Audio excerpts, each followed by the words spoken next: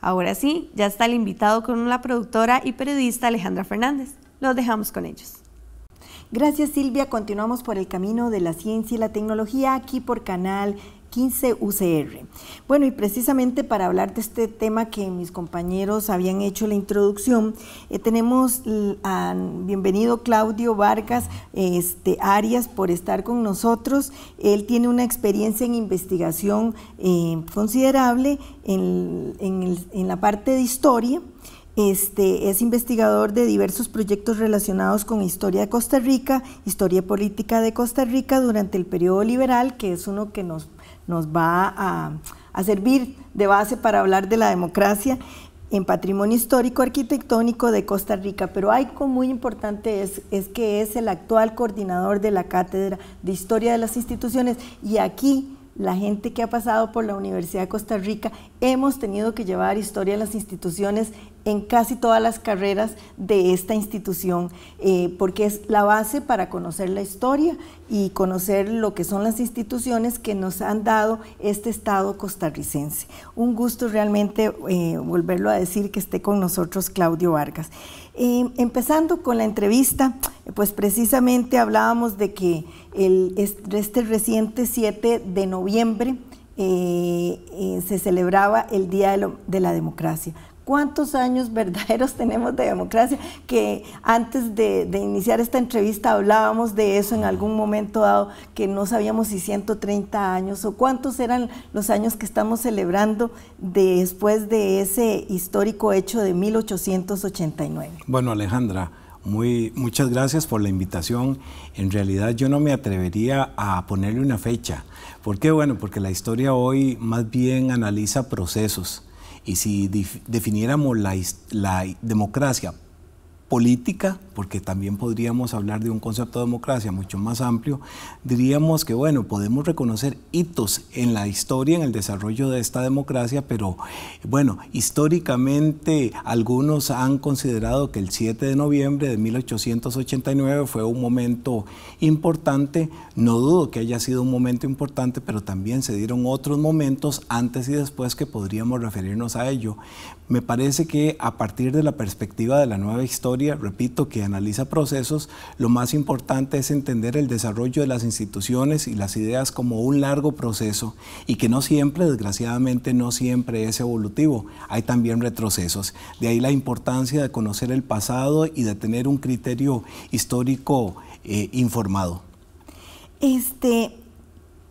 Hablando precisamente del abordaje en la investigación de lo que ha sido la democracia, ¿cuál sería el factor determinante para decir que Costa Rica realmente tiene un papel relevante en el reconocimiento internacional como una de las democracias más sólidas a nivel mundial? A mí me parece que un aspecto esencial cuando se habla de un sistema político democrático es el respeto a los derechos. Precisamente, y a propósito de que, bueno, se está conmemorando un aniversario más de la gesta del 7 de noviembre de 1889, hay momentos también importantes, como por ejemplo la misma Constitución Política de 1949, que precisamente un 7 de noviembre entró en vigencia. La democracia misma está vinculada al concepto de desarrollo constitucional, y la Constitución Política como norma fundamental o como conjunto normativo supremo, creo que es importante entenderlo también como un acumulado del respeto de diferentes derechos. Primeramente los derechos individuales, posteriormente los derechos sociales y más tarde otros derechos, tercera y cuarta generación de derechos. De manera que para mí es esencial en el concepto de democracia la idea también del respeto a los derechos, no solamente los derechos civiles, no solamente los derechos fundamentales, sino también los derechos humanos, que es esencial comprenderlos. Y tan importante es este concepto que en el pasado se ponía mucho énfasis al concepto de derechos ciudadanos, ¿Qué fue lo que pasó? Bueno, y desgraciadamente los últimos años han sido un mal ejemplo de esto. Muchas veces el reconocimiento de los derechos a las personas que catalogan como ciudadanos también es excluyente para aquellas personas que no son ciudadanos. De tal forma que nosotros estamos con mucho cuidado de señalar únicamente el concepto de ciudadanía si se entiende como el ejercicio de los derechos políticos, y tenemos que tener en cuenta entonces el ejercicio de derechos que son inherentes a todas las personas. Y eso es lo que población de migrantes tan grande que tenemos. Por ejemplo, y bueno, y los Estados Unidos es también un lamentable ejemplo de esto, cuando las políticas también xenofóbicas fortalecen dizque los derechos de los ciudadanos, y a la postre lo que hacen es más bien excluir a grandes cantidades de personas que por una situación política concreta pues no comparten esa condición política. Esa etapa de la cual usted es gran conocedor, de 1870 a 1890, en donde pasan una serie de acontecimientos relevantes, y uno se dedica a estudiar esa parte, es riquísima. Y ¿en qué se puede parecer y representar en este momento de la historia democrática que vive el país?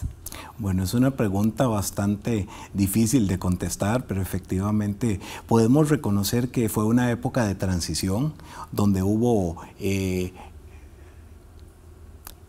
encuentros importantes, también hubo desencuentros importantes. Me parece a mí que lo más importante es cómo el Estado necesariamente se reconoce paulatinamente que tiene un papel esencial en el reconocimiento de las personas, y no simplemente en un árbitro supuestamente objetivo para que los individuos solucionen sus problemas de manera particular. A mí me parece que la similitud que podría tener es que en aquel momento las ideas liberales han empezado a tener una importancia significativa, y hoy algunos, pues con mucha razón en algunos aspectos, en otros para nada con alguna otra razón, consideran que el problema fundamental es la intromisión excesiva del Estado. Ahora, el problema no es el Estado como tal, el problema es pretender que el Estado es exclusión o es enemigo de la participación individual. Me parece a mí que hay similitud, bueno, y hoy algunos hablan de neoliberalismo precisamente porque estamos viviendo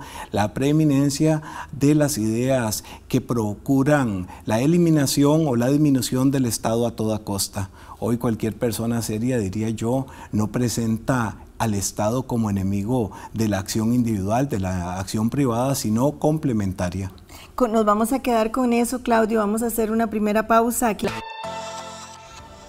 Gracias por continuar en sintonía del canal 15 UCR, y continuamos hablando con el historiador y abogado Claudio Vargas Arias. Nos gustaría un poco que nos hablaras, tal vez para ubicarnos también, cuáles fueron esos hechos que desembocan en que al final terminamos celebrando el 7 de noviembre como Día de la Democracia. Bueno, haciendo una síntesis pero muy apretada. De televisión, estilo televisión. Exactamente, diremos que, bueno, después de muchos años, finalmente se logra una elección en la cual la oposición gana mediante mecanismos político-electorales. Participaron dos partidos políticos. El presidente de la República saliente entregó al vicepresidente de entonces, que en ese momento se llamaba presidente provisorio, por ejemplo, o designado, más bien designado a su segundo designado, la presidencia. Entonces la oposición vio esto como un signo de que se iba a continuar con una dinámica que de por sí era muy usual, que el oficialismo beneficiaba pues a su candidato. Así las cosas, entonces el partido contrario, que era el Partido Republicano Constitucional, se organizó y logró que la sociedad, los votantes, algunas personas pues sitiaran la ciudad y se respetara finalmente la voluntad del sufragio en una primera ronda, porque también hay que recordar que el sufragio ha experimentado diversas etapas. En aquel momento, durante el siglo XIX, el voto fue indirecto, inclusive hasta de 3 grados, si se quiere, es decir, los votantes elegían a representantes, los representantes elegían a otros representantes, y finalmente los representantes eran quienes elegían a las autoridades. posibilidades, de manera que no era lo mismo votar que elegir. Tampoco el voto era secreto, el voto llegó a ser secreto hasta 1925, el voto llegó a ser directo a partir de 1913. Lo importante, repito, es que en aquel momento, si se quiere conmemorar esa fecha, el oficialismo tuvo que respetar la llegada al poder de un partido de oposición, respetando, reitero, los mecanismos político-electorales, porque hubo una gran presión de los votantes para que se respetara esa voluntad. Bueno, en realidad lo hemos visto también en elecciones recientes donde a veces no hay esa conformidad de lo que en las últimas 2 elecciones ha habido una confrontación bastante grande. Y aquí es donde yo quisiera también que tocáramos el tema de la iglesia. En ese periodo del siglo XIX se vivía un panorama bastante polémico, conflictivo, porque en ese momento las ideas liberales querían desvincular a la iglesia del poder que había ejercido hasta el momento. Bueno, efectivamente, en aquel momento se podía hablar de la iglesia porque fundamentalmente era la iglesia católica. Hoy el tema son las iglesias. En lo esencial es que los liberales son laicos, no son ateos, y eso es importante a pesar de que la literatura y los discursos de su época presentaban al liberalismo como un enemigo de la iglesia, y efectivamente lo era. Hay que recordar todo el papel que jugó en el proceso de colonización y de conquista, caro a los intereses del modelo colonial, la Iglesia Católica. Fue un brazo que articuló la hegemonía pues del modelo español. Entonces, a pesar de que Costa Rica y los países de América Latina rompieron con el modelo colonial, pues sí, la Iglesia Católica mantuvo una injerencia muy clara en la educación, en la organización de la sociedad, y eso choca precisamente con los liberales de la época que, como laicos que eran, consideraban que el Estado, la educación y otros ámbitos, por ejemplo, el mismo matrimonio, el matrimonio a los ojos de la Iglesia es un sacramento, a los ojos del Estado laico debería de ser más bien un vínculo civil, punto. Le decía, a los ojos de la iglesia, pues todos los cambios que se están dando son contrarios a sus intereses, de manera que ahí se aprovecha la coyuntura de que el partido de oposición está aspirando a llegar al poder, y la iglesia consideraba que al ser este partido enemigo del Partido Liberal, pues se le iba a devolver, casi cito literalmente, como decía Bernardo Augusto Til, el obispo de entonces, se les iba a devolver lo que se les había quitado. Pero bueno, al final de cuentas, también quienes celebran el centenario o el aniversario, el nacimiento de la democracia, olvidan que el mismo José Joaquín Rodríguez, el señor presidente que llegó por mecanismos político-electorales, 2 años después se convirtió en un dictador. De manera que eso es lo que la historia oficial muchas veces también nos olvida. Y otra cosa fundamental, a pesar de que esta historia tradicional y esta historia episódica nos habla de que Rafael Iglesias fue el caudillo que logró sitiar a la ciudad de San José con gente de Alajuela, de Cartago, Desamparados y de otras localidades, pues también don Rafael Iglesias años después llegó al poder por mecanismos de dudosa legitimidad. Y ahora que usted señala el asunto de la iglesia, fue precisamente la amenaza a Rafael Iglesias de que un partido católico llegara al poder y le disputara a él la presidencia, claramente lo que hizo que se modificara la constitución política y se estableciera el artículo constitucional que señala que las ideas religiosas no pueden ser utilizadas con fines político-electorales. Un tema que podríamos hablar luego porque yo considero que a pesar de que hay un artículo constitucional que prohíbe eso,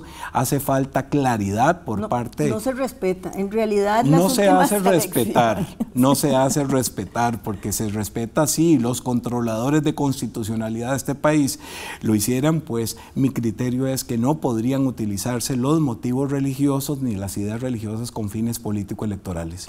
De ahí podríamos brincar un poco, democracia participativa o representativa.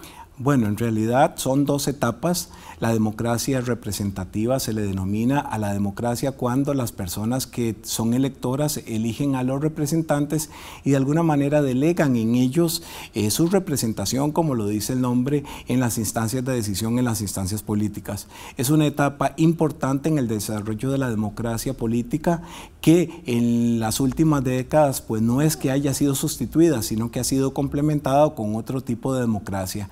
La democracia representativa tuvo un papel muy importante para su momento, pero desde unas décadas para acá el descontento, la desafección política y otra serie de enfermedades, diríamos, o de falencias de la democracia representativa hacen que se incorporen otro tipo de formas de participación política, como la democracia directa.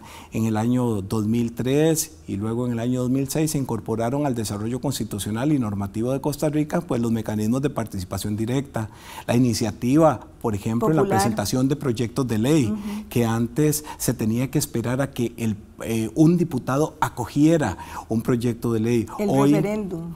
Hoy se puede hacer por medio del referéndum, el plebiscito y otros conceptos de democracia como la transparencia y la rendición de cuentas que vienen a complementar el concepto de democracia. Nos estamos acercando al final y no quisiera dejar esta pregunta por fuera. A la luz de los más de 100 años de democracia costarricense, ¿cuál es el futuro de la democracia en este país? A mí me parece que es esencial el respeto. Ni siquiera se habla de tolerancia, porque tolerar es admitir a pesar de, sino que más bien es el respeto a las personas. Se habla de que Costa Rica es una democracia centenaria, etcétera, pero existe un irrespeto total.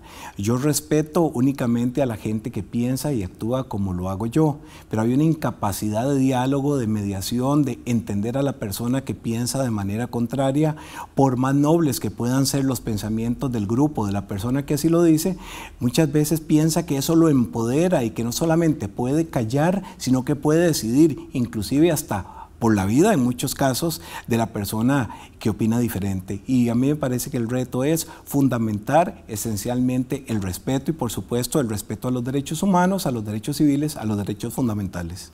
Se nos fue el tiempo, pero en 30 segundos, ¿qué detalles quisieras resumir para los televidentes de esto que estamos hablando, de nuestra democracia y el 7 de noviembre? Bueno, a mí me parece que es necesario un balance entre deberes y derechos.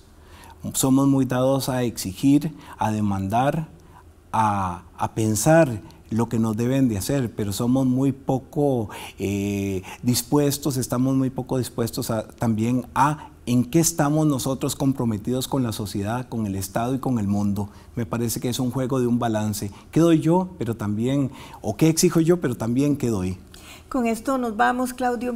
Podríamos hablar horas de horas, porque tiene mucha información, pero nos quedamos ahí para en otro momento lo vamos a invitar para que hablemos más en este momento que se acercan las elecciones municipales y mucha tinta en el papel ha quedado para poder conversar. Gracias de nuevo. Encantado. Y los dejo con Silvia, que tiene más información.